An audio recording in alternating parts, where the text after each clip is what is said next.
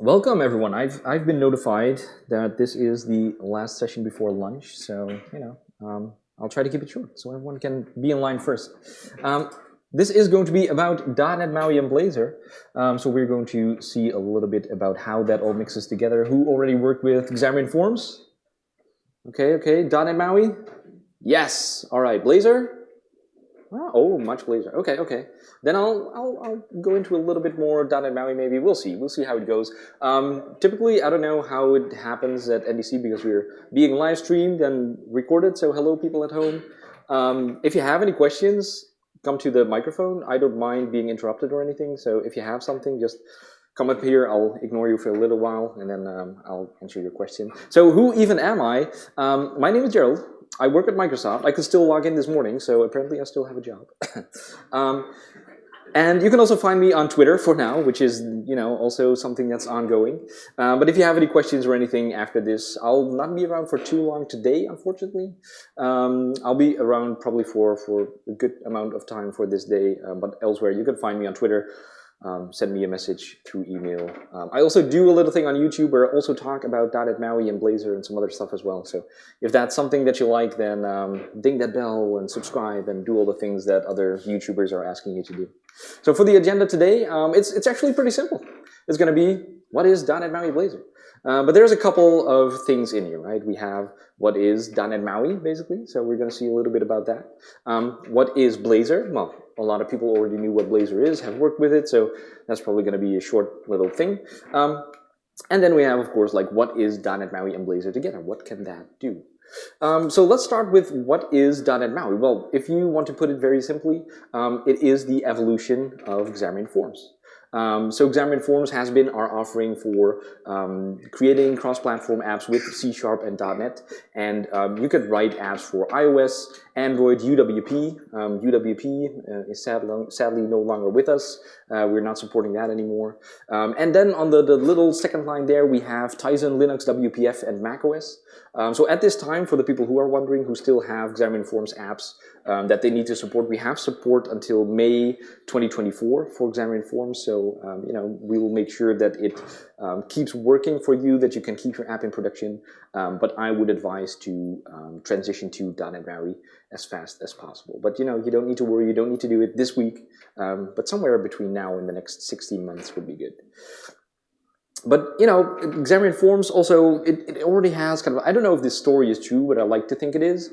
So it already has kind of like a boring name, like Xamarin Forms, right? It's not really nice. And someone told me like Xamarin Forms was also kind of like designed with that in mind. Like also I dug up this with the Wayback Machine, this graphic from the website. I think Xamarin wasn't even acquired by Microsoft, I'm not really sure. From the website, and it has this, right? It doesn't even really matter what it all says here. But it just says Xamarin Forms is best for, and then you can see the screenshot with gray boxes and a blue box.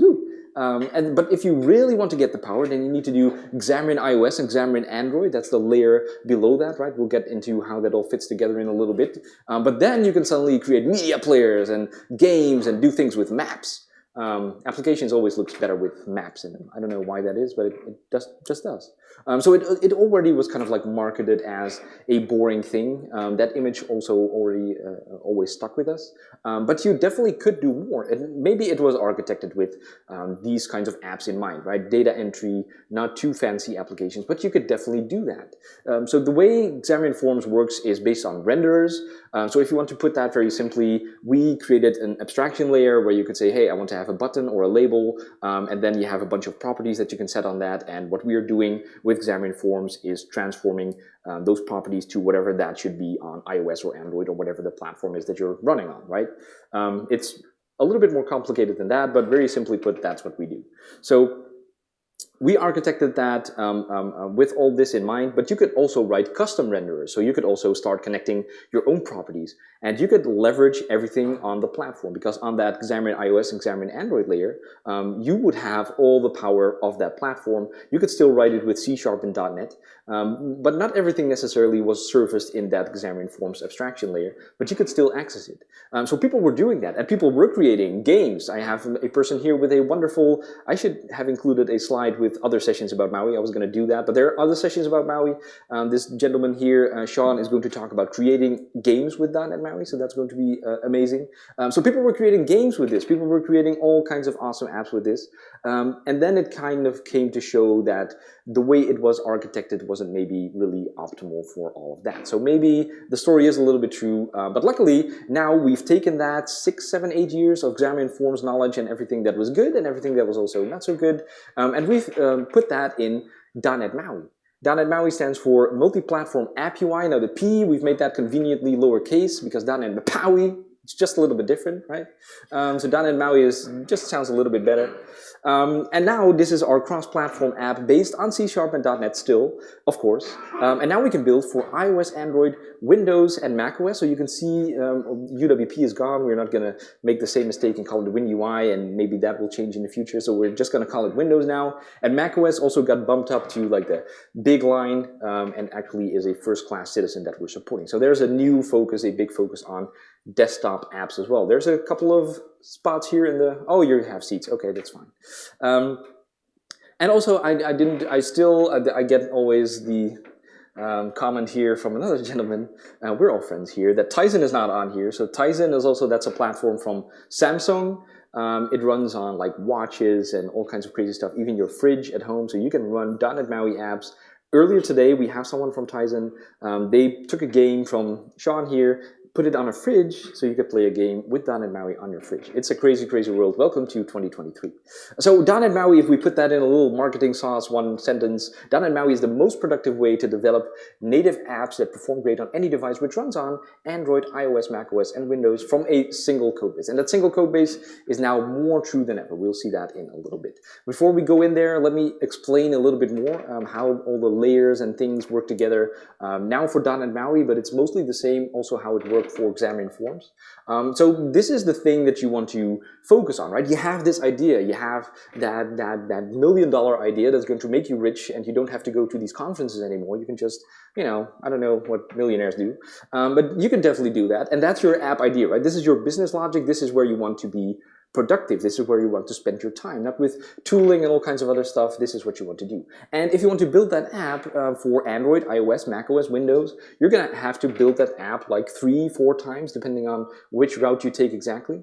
And then if you're going to go with like the native stacks, then you have to learn Java or Kotlin or Objective-C or Swift maybe. And of course, C# and .NET, which is amazing, right? So we're already good there for the Windows part. But how do you get from all these SDKs, these separate SDKs, and building that same app basically 4 times to just focusing on your app code most of the time, right? There is a bunch of layers, and we're taking care of that for you, so that's the good news. You can just know that it's there. If you're going to do some more advanced stuff, you're probably going to run into one of these layers as well. But mostly our goal is to not have you really worry about this too much, but it's still good to know. So the first layer is the .NET runtime. Technically, if you're going to look into the specifics, this is still running, except for Windows, on the Mono framework. Excuse me. So Mono is the open source implementation of the .NET framework, basically, right? So that's still running on everything except for Windows, but now it's just, you know, incorporated into the .NET runtime, and you don't need to worry about any of that anymore. So on top of that, we have the .NET base class library. That's basically what you're all programming against all the time anyway. And since .NET 6, so since November last year, or the year before that, we've unified all that, and that will figure out on which .NET runtime it's running, and you don't need to worry about any of that. That's a unified thing, so for all the platforms, you're now programming against that thing. Then on top of that, we have .NET for Android, .NET for iOS, and WinUI. I already mentioned WinUI, right? So what .NET MAUI is doing, we're building this abstraction layer on top of all these technologies. And .NET for Android, .NET for iOS was before Xamarin.Android and Xamarin.iOS. But now, we're rebranding that basically to .NET for Android, .NET for iOS, which is mostly a marketing thing, because if you're going to, you can still build apps with on that layer if that's what you want, and do not use .NET MAUI altogether. But all the namespaces and all the types there, I'll show you that in a little bit when we get to the demo.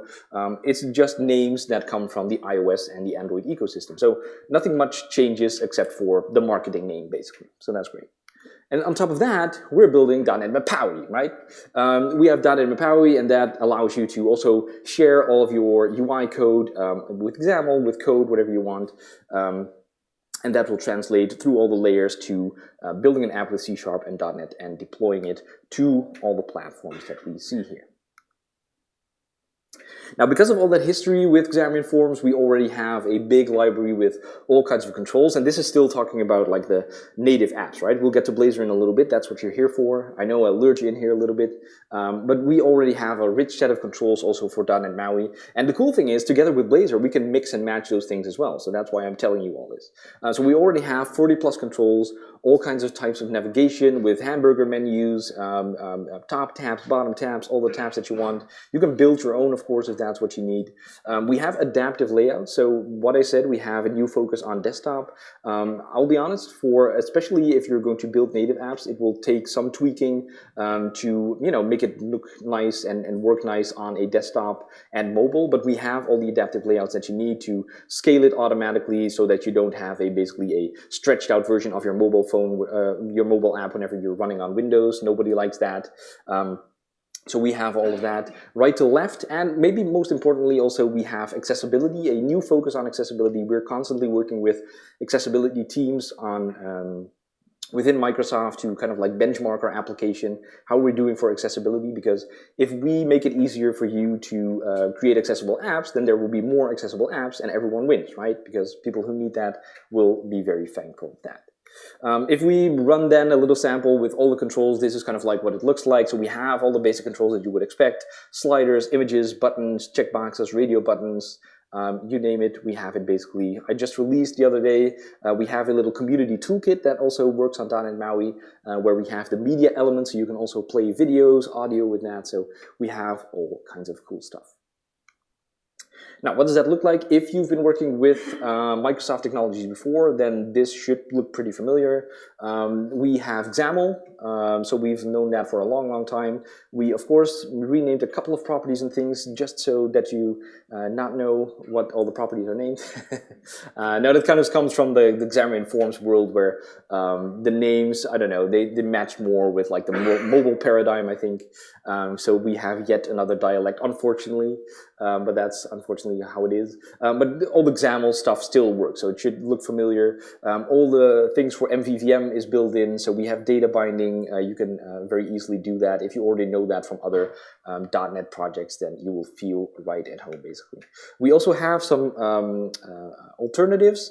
So what we are seeing much more is also people who want to do their UI in C#. So you can definitely do that. We have one solution also in that community toolkit, also available for Xamarin if that's what you're still doing, which is called the C# markup extensions, which basically allows you to fluently write your UIs also in C#.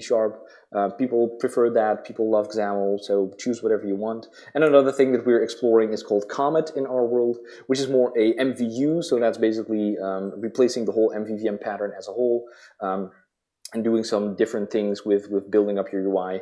MVU that you might know from like Swift UI or Jetpack Compose or Flutter. So, you know, it's just something that we're exploring. It's experimental for now, but if that's something that you're interested in, go use it. Just search .NET MAUI Comet and you will find it. It's still pretty active. So the more we see there, the more we can explore there. Now, I said from a single code base, so we also made a lot of improvements in our project system. So I'll quickly go over it. We'll see that in the demo more extensively. So this is a typical Xamarin Forms setup, right? At the very top level. This is Visual Studio for Mac, by the way, if this doesn't look familiar.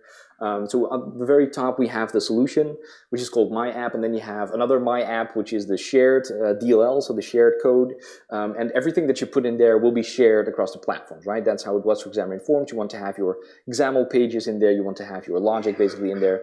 Of course, you can still, create more DLLs, and that will all be shared. But this is how it would typically look like.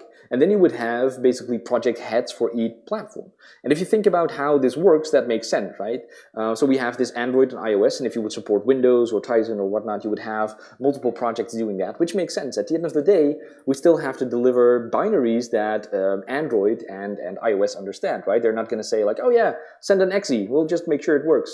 They're not going to do that. So we still need to deliver an AAB file for Android and an IPA file for iOS.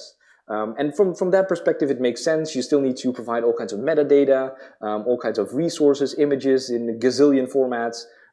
So, we would have like these project heads that would build the binary for each platform. But for a developer, that's not great, because all those resources you now have to duplicate. You now have to do duplicate effort for Android, for iOS, for Windows, for all the platforms that you want to support. So that's why we came up with the single project approach, which is based on multi-targeting. And basically now we have this little folder that's called platforms, and inside of that you will still have all the power to write platform specific code. So if you go into that platforms, it will be a little bit dangerous, it will be a little bit scary, because there you will get into iOS namespaces and Android namespaces, but it's also very powerful because we have wrappers for all the APIs on those platforms, and you can leverage them from there. And it's very easy to use now because everything outside of that platforms folder is shared code. So if you wrap something in like a little dependency injection or something, you can just use that code inside of that platforms thing, write platform specific code, and then outside of it you can just use it in your shared code. Very, very easy. And also same thing for the resources. We can now just add fonts. Typically you would add the fonts to all the projects and duplicate all of that. The images, same thing, like I said, for iOS, we're getting more form factors there as well, so you need to duplicate a lot of effort there, but it's still kind of like 3 scale factors, so for each image you have to add it like 3 times. But for Android it's nuts, right? We have all these kinds of Android variations and form factors, and you can run it on your fridge and on your, I don't know what. I ran it on the TV once, which was fun. So you have to do all these scale things, and we do that now for you. So ideally you put an SVG in there because that scales to infinity and back, and then we do the scaling at compile time to all the formats for all the platforms that you're trying to target here. So that's the things that we do with the single project, which will make your life easier, and we will worry about how that ends up in the binaries for iOS and Android. So how does it know what to build for? Well, you just go to the Run menu in Visual Studio, you select David's iPhone. That's a bit weird. If you see David's iPhone on your machine, then something is wrong. But you will see your devices there, whatever you've connected. And you can just then select, hey, I want to build for Android, for iOS, for Windows. We will figure out the bits that we need to take for those platforms, and it will start running. So if you've been coming from the Xamarin world, then you also might still know about Essentials. Those were a bunch of APIs that were common across platforms, right, but not necessarily have any UI. But you could access your GPS sensor, get the location, do your flashlight. Maybe you could set your ringtone to silent. That's all APIs that we have here. Okay, maybe not that last one. No worries. So you could get battery information, you can get all kinds of stuff, right? And those APIs are now just part of .NET MAUI. I still keep referring to them as Essentials, but now they just live in Microsoft.MAUI.devices or something, I think most of the time. And you can get all the information from a device, but it's still very easy, especially for the transition scenario, to refer to them as Essentials, but all the APIs are mostly still the same. And I mentioned that because you can also leverage all of that in Blazor. We'll get to that in a little bit. Let's quickly go over a demo for the whole .NET MAUI stuff. So if you've never done anything before, oh, this is kind of small now because I fiddled with the resolution, so sorry about that. But if you've never done anything before and you're just getting started with this, you can do everything for free. You can just get the Visual Studio Community Edition if that's what you want to try it out. So you will get to the installer. This is also what you'll see, but this will be empty here whenever you get to the installer.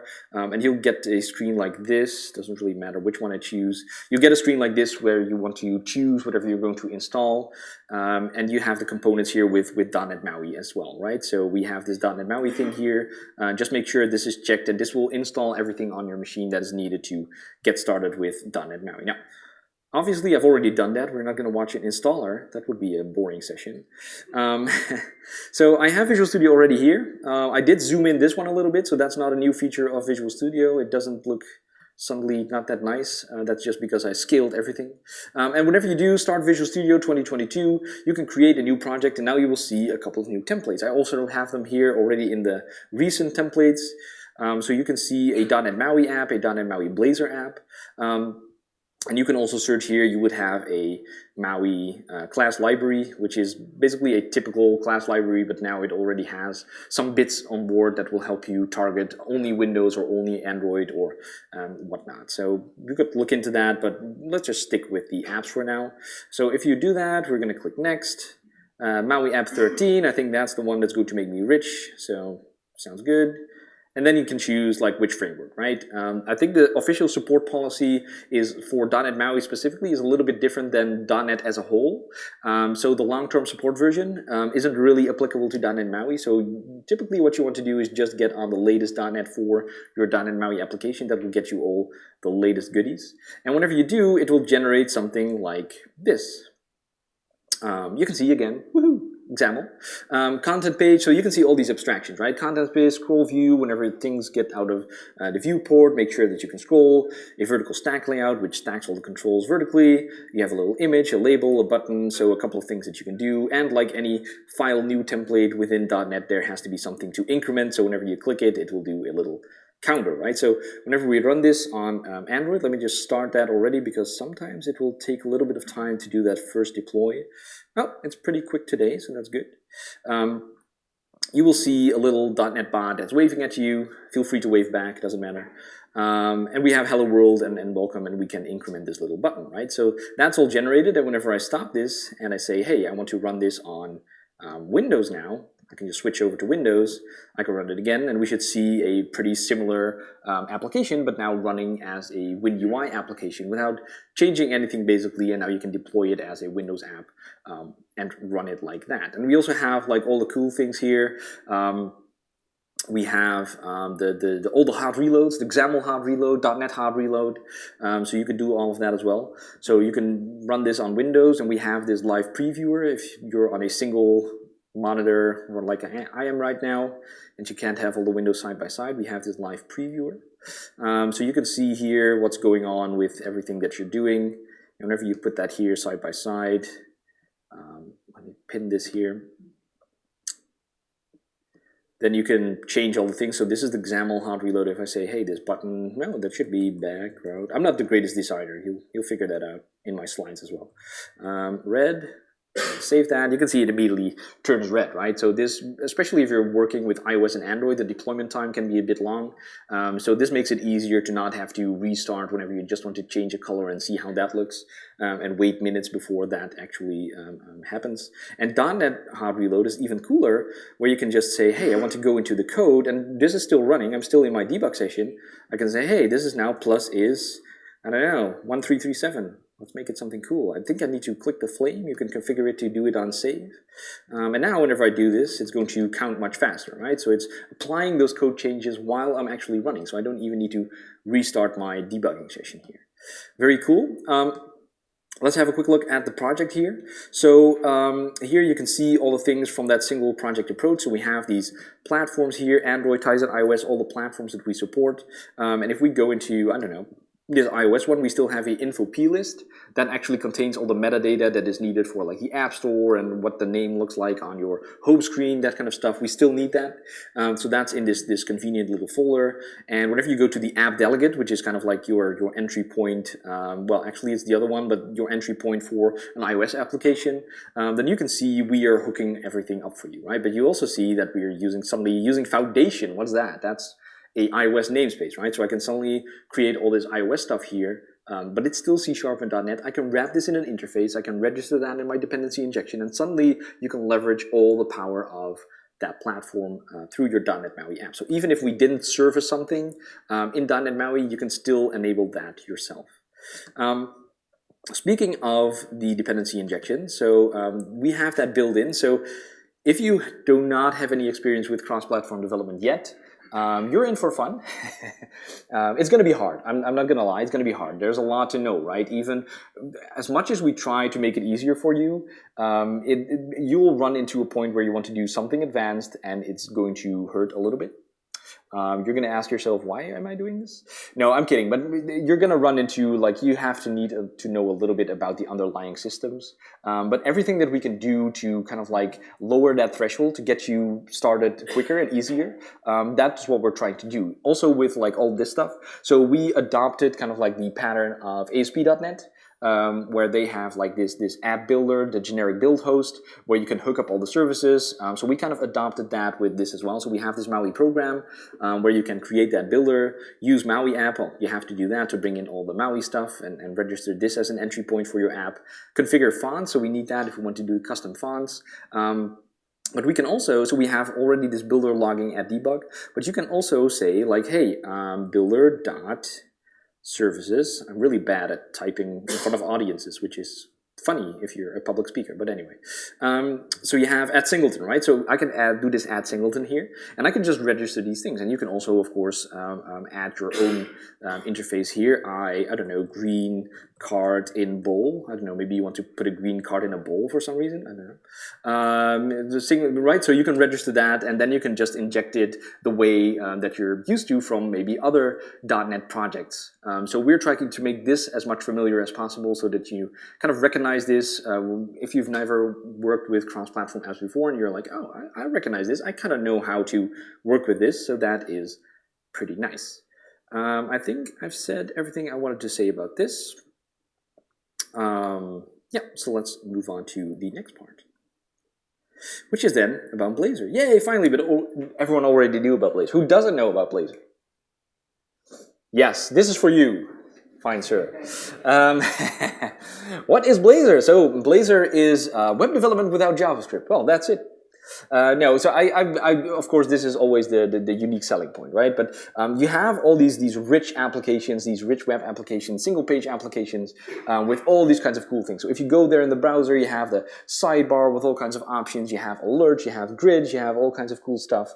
And then whenever you go to that same application in your mobile device, then it all scales and it still works and it still looks nice. But if you think about these applications, then you automatically think about JavaScript frameworks, right? This is all built on top of Angular, React, Vue, which is all based on JavaScript. Now, I can make jokes about JavaScript all day here, but in that time, 5,000 new JavaScript frameworks will have come out, so I'm not going to do that.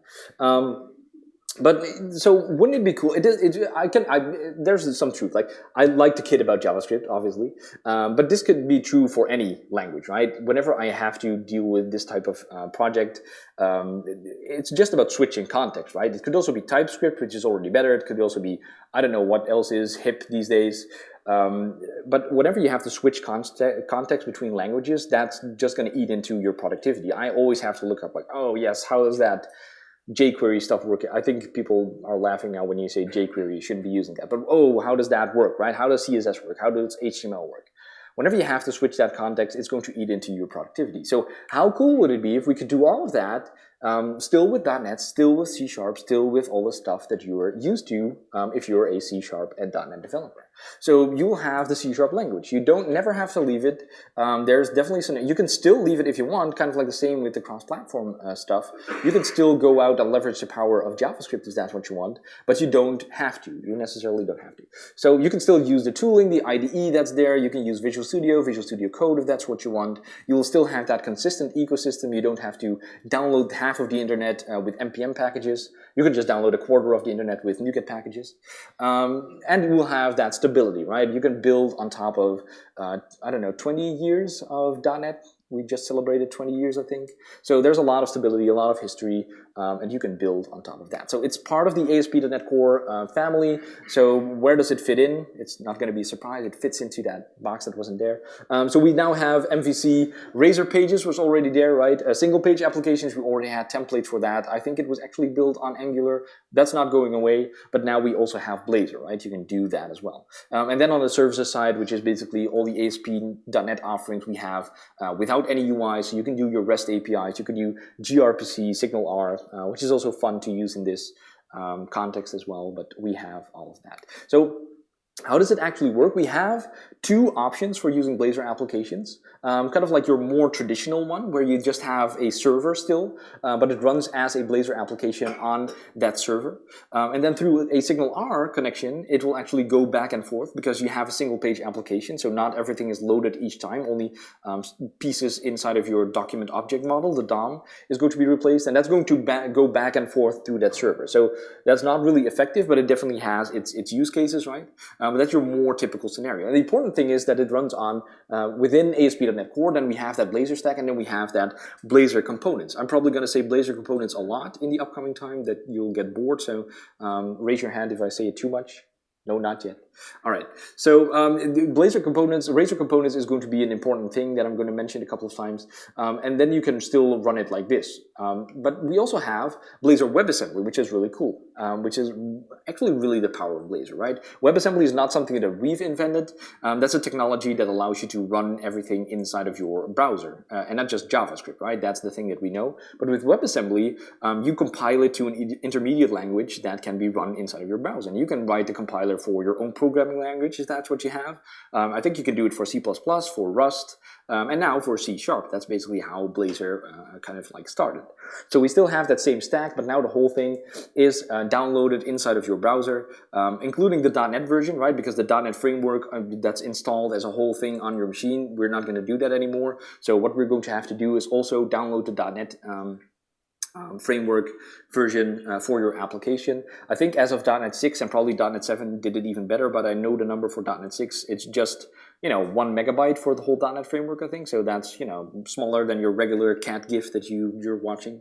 But still something to be mindful of, right? When you're choosing the right option here. And then you can just communicate with the document object model and replace all the things while you're inside of the browser. But you have to be aware that basically all your code, although in binary form, is being downloaded to the browser. So whenever we have options, we have kind of like pros and cons. I'm not going to read them all to you. I think the important bits are at the bottom, which is kind of like in the cons. Like if you're doing Blazor server, then you have like you have to have a constant connection because all the changes are going back and forth. Obviously, also because of that, you're going to have that higher UI latency. And for the Blazor WebAssembly, it's going to be faster. You don't need a persistent connection only to download the application one time. But you're going to have a larger download size initially. And, the runtime performance isn't really predictable because you don't have a beefy server on one end. It can be a thin client or whatnot. You don't really know. So there's all that. So now we have server WebAssembly, and the next thing we're going to look at in a little bit is hybrid. So that's the third option that we're going to add to all of this goodness. How am I doing for time? I think we're okay. Oh my gosh, is this someone else? Oh, it's you. Oh no. All right, so if we do that again, I'm just going to quickly run through this. And you'll see in a little bit why, just so we can make the comparison between the project types. So if I'm closing this very revolutionary MAUI app 12, how am I going to do that? Close solution, there we are. And I start another project, then we can search for Blazor, right? It's kind of ironic that Angular and Vue are at the top now, but I'm going to search for Blazor. And whoops. There we go. And then you can choose a couple of options, right? We have Blazor Server, Blazor WebAssembly. We have completely empty templates. That's something that some people like as well. But we can just get one of those, and I'm going to get with the server one. You can very easily transition between WebAssembly and server if that's what you want, or relatively easy at least. Blazor App 7. This is not the alarm, right? I've heard a reputation with NDC and fire alarms, but this is not one, right? You can again choose a framework authentication type, so you can set up authentication immediately as well with some kind of social provider. Configure HTTPS, well, we're not animals, so we're going to definitely do that. And I don't know anything about Docker, so I'm going to skip that. Click Create, it's going to think a little bit, and then it's going to come up with the template for Blazor. And if we look at that, then, if we just dive straight into that program, they applied like the, what is it? I don't know what the correct term is, but anyway, they left out like all the ceremony here, so no namespaces and whatnot. We didn't do that for .NET MAUI yet, so that's why this looks a little bit different. But we still recognize these things, right? We have this create builder right here, and we can add the services. We need to add the Razor pages and server-side Blazor to make the Blazor stuff work. A singleton for our weather forecast service. So we can register all the things, and this looks very similar to whatever you know from .NET. So this looks different. What does this do? So whenever I run this, we'll get a Blazor application, which you probably have seen once. You can see like there's a Blazor server, so we get a little terminal thingy that's going on here, which is going to act as our server, and then it's going to listen for requests. And then we have our Blazor application. Oh, normally there's applause here, but no worries. So we have this hello world, and actually this little gray box here, that is how is Blazor working for you. That is a Blazor component. So again, I'm going to get back to that in a little bit. We have this counter, because what's a file new application without a counter, right? So this still works. And we have this fetch data where it kind of simulates getting data from a remote service. So we have this Blazor application that's going on. But more interesting is, for me at this point, the project setup here as well. So you can see it's a little bit different. If you're coming from a web world, it probably will look familiar. So you have this www root for the static files, or your CSS and the images. We have this Razor pages. We have the pages that we're actually going to. So we have this index. And then if you know a little bit about Blazor, you can see that we have this add page slash, right? So we have this little slash, and that registers where the pages can be reached. So if we go to another page, we can go to slash whatever, fetch data. You could see that add slash fetch data, and that's the endpoint where you're going to reach that page. Now I'm not gonna, I'm gonna wait for another demo to go into all of this, what you can see here. So this is all Blazor syntax. You can just mix the HTML, kind of like in your PHP or ASP.NET Web Forms days. You can mix all these things right here, and you can have these code blocks. If you really want to, you can just create in this case, a fetchData.Razor. You will create a fetchData.Razor.cs. It will automatically know that these pages should be linked up, and you can use it as a regular code behind file, right? So that will make it a little bit neater if that's what you want. But we can do all these cool things. Also here, this inject. So this is the way you can inject things from your dependency injection container inside of Razor pages. And we'll see why that is important whenever we get to the .NET MAUI and Blazor part together. And that's kind of like the autonomy of your Blazor application. Is there anything more I wanted to add here? Yes, we have here the app.razor. So this is a special Razor page, which is basically the router object. So this registers your whole Blazor application. It kind of scaffolded. So you can see like we have this router, and we specify an app assembly. This is the assembly that it's going to scan for all those routes things that we just saw on the pages. So it's going to go through that binary, that assembly that you specify here, and then it's going to go like, okay, I see an endpoint on slash, I see an endpoint on fetch data. It's going to register all these things, and it's going to know about it. And then whenever you navigate, it's going to go through here, through defined, and it's going to wrap that in your default layout, right? So you can specify a layout that it will all fall into, and you can also have your not found. So whenever the user goes to a endpoint that doesn't exist, this is basically your HTTP 404 scenario, right? It's going to show you this little thing here. So all kinds of options to configure that. And then whenever we have that, we're going to load that all in a nice little page. So that's kind of like in a nutshell how Blazor works. But now let's see how that all works together, which is why we're actually here. And finally, after 3/4 of a session, we're getting to it. So .NET MAUI and Blazor, basically the best of both worlds. And I took a long time to make this PowerPoint animation, so we're going to take a minute to look at it. Thank you, thank you. Yes, thank you. Finally, oh my gosh. This is where I get applause for. Okay. So with .NET MAUI Blazor, you can build cross-platform native apps that run on Windows, macOS, iOS, and Android. That's not, coincidentally, all the platforms that are supported by .NET MAUI, right? You can totally do that. And, of course, you know, if you set up your sharing thing the right way, you can also share this across the web. That's what makes it really cool. You can do that with Razor components. So that's kind of like the next line. You can use your existing Razor class libraries. You don't need to change anything. In fact, you can just take your third-party Razor class libraries from a vendor if that's what you want, if you've bought those. You don't need to change anything about them. They don't even need to know .NET MAUI exists, and you can just put that in your .NET MAUI application, and they will just work. So that's really cool. And you will have full platform device access. I will get to that in a little bit. So Blazor Hybrid is kind of like the third option that I already said, next to Blazor Server, Blazor WebAssembly. It's built on top of, well, .NET 6, .NET 7 now, and .NET MAUI, and it's implemented through a Blazor WebView control. And that's kind of important because that allows you to also mix all this stuff. So you can actually, you know, in your native .NET MAUI application, you could just have one little Blazor WebView component, and you can load your Blazor stuff in there, and the rest will be native. So maybe you have one specific need for a Blazor thingy, or you know, that's the kind of like the default option. You will just have one big Blazor WebView, and you build your whole app as a hybrid app, right? It will just load your Blazor application inside of a little wrapper container inside of your mobile app. But the Blazor WebView is also implemented for WinForms. Yes, WinForms is back, and WPF. So you can also do all this inside of your WPF and WinForms apps. They have to be upgraded to .NET 6 at least, or .NET 7. But you can then use a Blazor WebView inside of that.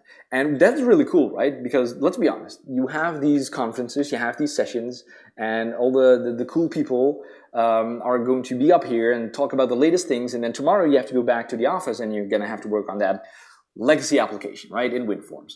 So that's a reality, unfortunately, for a lot of people. Well, unfortunately, I mean, it's work, it's fine.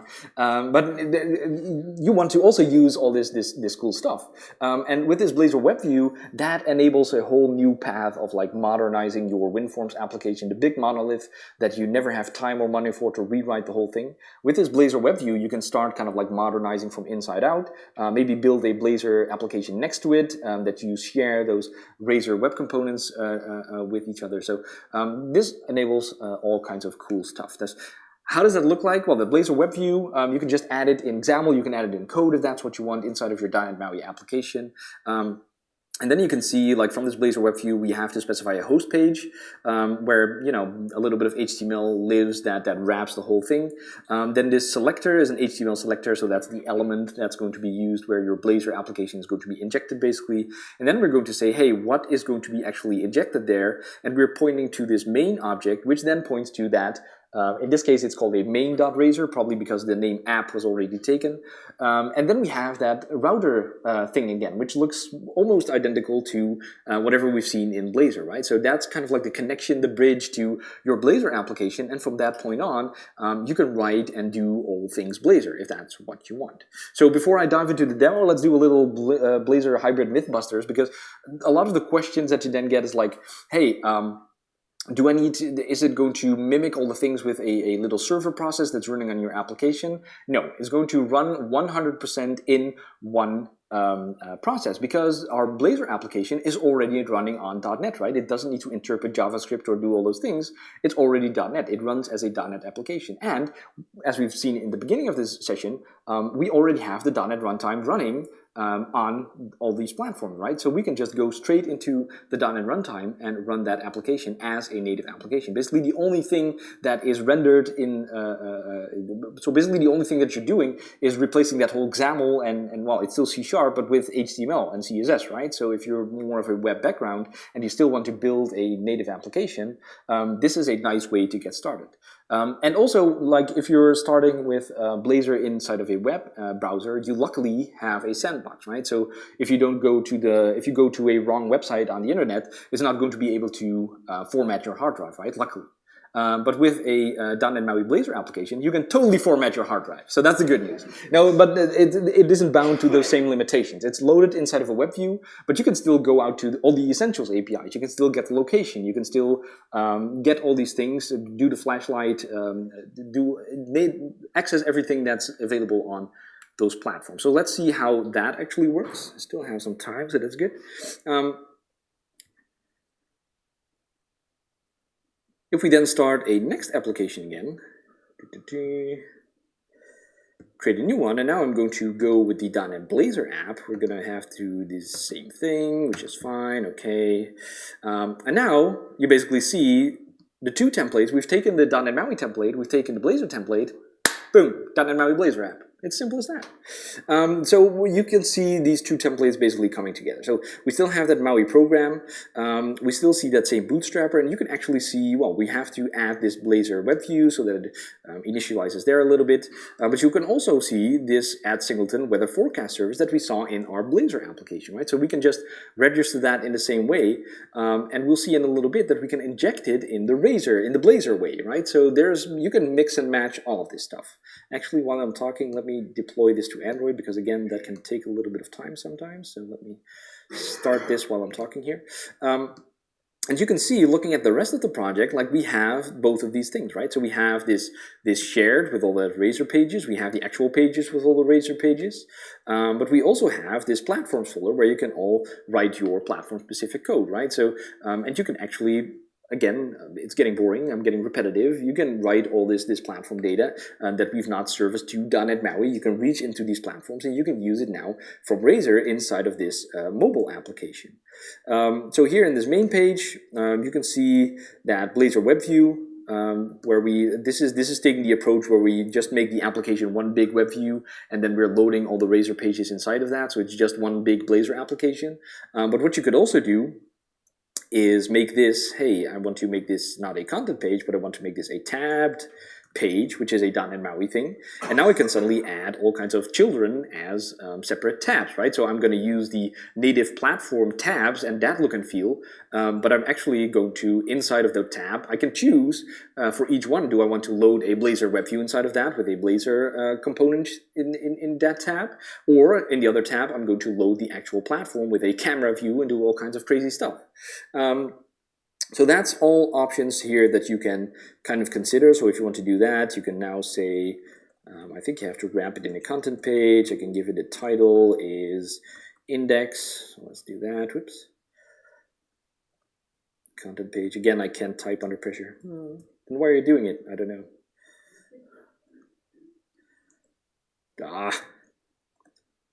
Slash content page. Let's copy and paste that. It's not even working. See, I shouldn't go off script. Cannot be assigned the following type as expected. I'm just gonna roll with it, see what it does. Index, what else do we have? The counter, let's not forget the counter.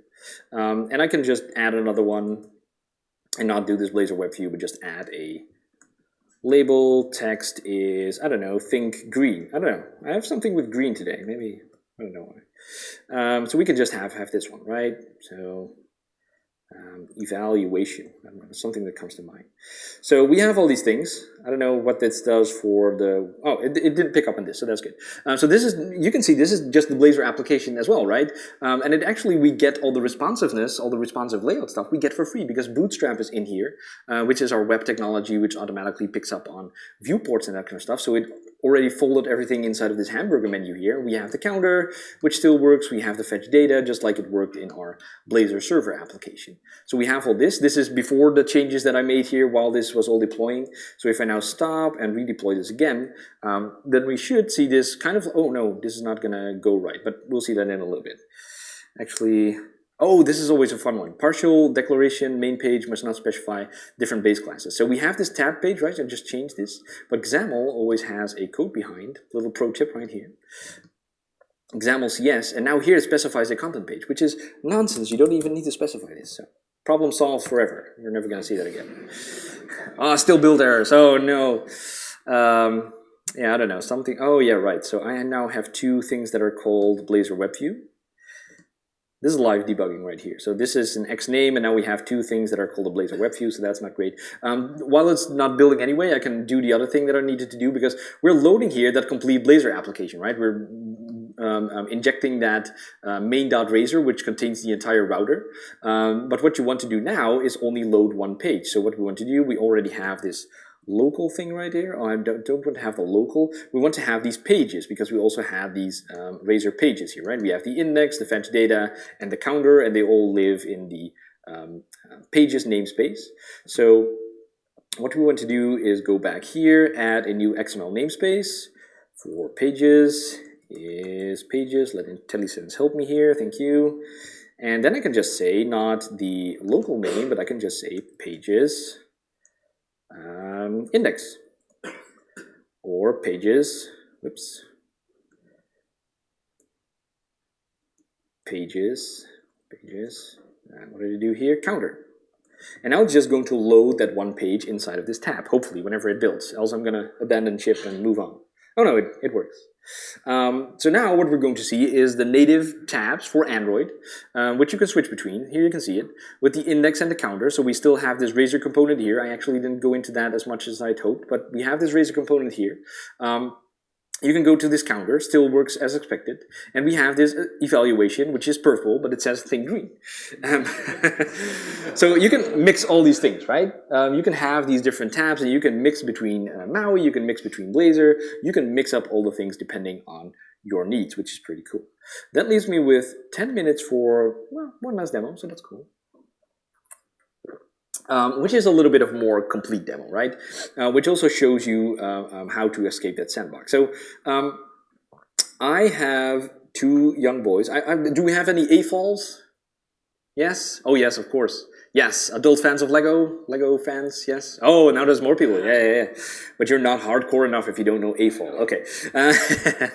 Doesn't matter. So I have two young boys. I never really got that much into Lego myself, honestly, but the two young boys are getting into it, so we now have boxes full of Lego.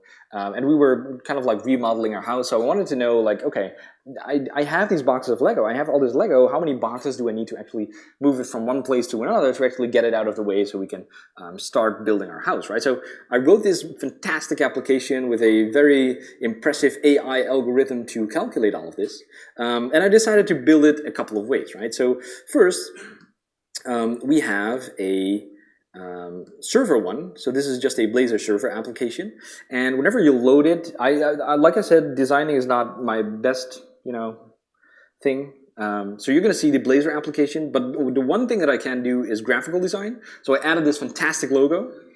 Feel free to applaud again, doesn't matter. So I've added that one, but what it does is it takes, you have this site, Brick Tracker.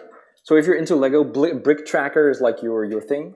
And you can go there and you can log all the collections that you have, and it will have all kinds of information about the blocks, like what color, how they smell, how they taste, I don't know, all that kind of stuff. And you can export CSV files with all the stuff that you have, right? So you can take those CSV files, upload them here, and then again, my AI algorithm will do all the things and show you in how many boxes that's going to fit. Now, if you're going to do this from a browser, then you just can't go out to the file system and get those CSV files, right? Luckily, again, for a browser, you really have to have that input thing where you specify, like, hey, this file is the one that you can take, other ones are off limits. So we have this file picker here. Let me just go into here and actually get the file path from here. Because I have a couple of those CSV files here, right? So I go back to my browser, I have too many things open. Copy that here, and here I have a couple of CSVs. Again, it's a little bit small, but there's two CSV files in here. Let's take the Harry Potter one, and let's go to, get all the Harry Potter things that we have. We can say analyze, and it's going to think for a little bit, analyzing, computing, and it's going to say, boom, we have 10,000 pieces, and you need 2 boxes to move it all. And it shows you which collections it is exactly, so that's kind of like how it works. Okay, so for a browser, this is fine, right? Let's inspect how that works here for a little bit. So we have this Blazor server project. We've already seen the project structure here, and all the things are happening in the index page because, who cares about clean code if it works? And here, I don't really have the nice highlighting. Oh, there we go. So we have this highlighting, and here we have, like, you can see this is not a HTML tag, and it's also not really like Blazor or XAML or whatnot, but this is a helper thingy that allows you to hook up this input onto a C# method, right? So we can say input file that will translate into something HTML understands, so we get that file picker thing, but we can say on change, and we can here make the connection to load files, which then goes to this C# method that is right here. And here we can just write C# as if we were real developers. So we can get those files. You can get the actual files that are inputted here through the event args. We have this brick set collection, and then for each we're going to loop through them, and we're going to load those sets, and we're going to actually show something with that, right? And here it's actually pretty cool. So we're using this, where is it? Collection summary, which is a Razor component, right? Thank you. And that is the cool thing. We have this component, so I have separated that in this thing here, which is just another bunch of CS files and Razor files, and you can just use that. So here we have this collection summary, and actually, you can just have this bunch of files, and what makes it kind of a component is that it's in a separate DLL. You can distribute that through NuGet or something if that's what you want, but what makes it more reusable is that you can add this parameter to a C# property, and now suddenly we can set this sets property from outside, right? So we have this this component. And the naming of the components is pretty easy. We just have collection summary.razor. That will also be the name of the component. You can see it here, collection summary. And we have this sets property. And what's really cool is that you can not only pass strings or simple types through these properties, but you can actually do this set collection, which is, I don't know, what is it? It's a collection of brick set collection, which is a custom object that we've created ourselves. So you can just pass that in to the components. You can see my very impressive AI algorithm here, by the way. It's IP, so don't copy it. We have got that going on. That's all inside of this component. But now if I run this same thing, but this time I'm going to do it for a .NET MAUI app.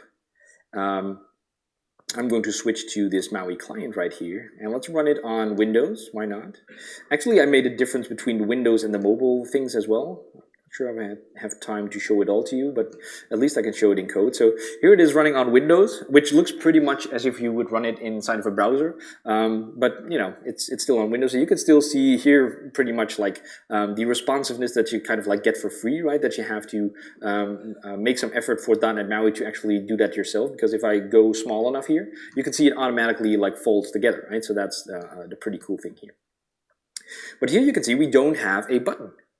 Because on Windows, you can format your hard drive with .NET MAUI Blazor, right? But what we can also do is use the file system watches. You might know this. Those objects, you can just point to a location on your file system and say, hey, I want you to monitor this. And whenever changes happen, you can hook up the events whenever a file is created or copied or renamed or do all kinds of things. So what I have here is if I take the CSV files, there are two, so let's just go wild and take these two, and I'm going to go to my downloads folder because I set it to monitor my downloads folder, and I put it in here, then it does nothing. That wasn't supposed to happen. It does that sometimes. But what it was supposed to do is pick up on these file changes in the file system, load those CSVs, and you can see that exact same thing because we're using the exact same Razor component also in this .NET MAUI application. I just made a reference, add that component in here, and boom, it uses the same thing. I think if I remove them again, then they will disappear, so hopefully that will work. So the demo is saved a little bit. Yes. So you can see you can just watch the file system. But also, again, this is still a .NET MAUI app, and this works very much on desktop, but accessing the file system like that on Android or iOS, that's not really a thing. So whenever you're going to run this on Android again, and again, I'm not sure if the deployments have been pretty good, so let's see if this one does that again. But here you have to introduce another button again for like the mobile things, because you can use those Essentials APIs. We also have a file system one, where you can say, hey, I want to bring up the file picker, and then you could still pick that CSV file. But that also connects again like the Blazor world. It's not building right now. The Blazor world, so you can do that HTML thing, but you can call a C# API and Essentials API, actually get the native file picker from there, and transport that file back to your Blazor world and do the rest in your Blazor application. So just to show you how powerful this all is. Now, I'm going over time anyway, so let's do it properly. I also hooked up a little WinForms application. Yes, WinForms, it's back. It still exists. It still has the best designer, and it's still super fast. So whenever you still have that WinForms application, you can just run that, and you will get the typical gray WinForms looks, right? But it's still, you know, it has something. It's charming. So this is basically how your business line application could look like. And then inside of this tab control, we have this analysis thing. And I just, you know, Googled with Bing for some components for Blazor, and I got into the Ratson components, I think. They're free, at least to some extent. And I can just load that inside of this tab page. Now, this is totally not hooked up to all the Lego stuff, but it's just nice to show. So this, what you're seeing here, is Blazor components from a third-party vendor. They might not even know .NET MAUI exists. You can, well, or WinForms. You can load it inside of this WinForms application, and suddenly you can do all these modern things with, like, I don't know how many steps you've taken with this WinForms app. Right? So you can do all these cool things and start replacing things inside of your WinForms application. All right, so let me quickly run through the slides that we have left here. There is a very good real use case that we are developing at Microsoft. If my slides continue to work, please. Oh, there we go. Which is the .NET Podcasts. It's a pretty much real-world application where you can listen to podcasts together. It has all the things. It has an architecture diagram, all the code on GitHub. You can deploy it to Azure, your own Azure account. Don't forget to turn it off whenever you're done. Ask me how I know, because it's going to burn through a lot of credits very fast. But you can go through all these podcasts and listen together. There's a lot of Signal R in there. And the cool thing is, from the .NET MAUI and Blazor perspective, they built the app 2 times. Once with .NET MAUI Blazor, so the entire app is Blazor, and it's actually sharing components with the web application. And they've built it entirely native, so with all the XAML and that kind of stuff. So you can really see the differences between those 2 clients and how you would solve certain problems with playing, audio, and all that kind of stuff. So definitely go check that out. Now, I can see that you're barely sitting on your seat, so you're like, yes, I need to try this out right now. But please stay seated for a little bit longer. Is there anything else before I let you explore on your own? You can maybe see where kind of like the slides that were designed for me stop and where my design comes in. So I get a lot of these questions, right? Like, when should I use .NET MAUI Blazor? Because there's a lot of options now. Or should I use .NET MAUI at all? Or, you know, when should I use Blazor? And the answer to basically all of this is, it depends. Right? Or you could also say it like, yes, use them all, because that's the nice thing, right? It kind of depends on your background. If you're using this in a business context, like what are your requirements, what's your budget, what's the knowledge your team already has. If you're a web developer and you want to get into cross-platform development a little bit more, you can start with the .NET MAUI Blazor way, or you have that existing Blazor application and you want to modernize this stuff, then there's a path for you as well. So, and you know, just because you can and it's Saturday and you have some time off and you like to tinker with all this stuff, right? If you want to put it in a little graph, if you want to choose an option for reach, like you can go to the web, right? Everything that runs a browser, whether it's your refrigerator, that's always my favorite, or whatever it is, whenever it can run in a browser, you should probably go with something that runs as a website, a progressive web app, a Blazor application. If you have some situation where you're kind of like in the middle, you can go with Electron, native app in a web view. Please don't do that. Or you can choose Blazor and MAUI. That's kind of like where we position ourselves there. And if you really want to have the power and the performance of the underlying platforms, then you should go with like the frameworks that are really using that power directly. So depending on what you're building, that can be, of course, MAUI. If you want to go cross-platform, it can be WinUI if you're only targeting Windows, or WinForms or WPF. So definitely do that. Oh, I don't know how this got in here. Okay, so we have a stand for Microsoft on the 5th floor where you can win something. So I think you can go to this URL or scan this QR code.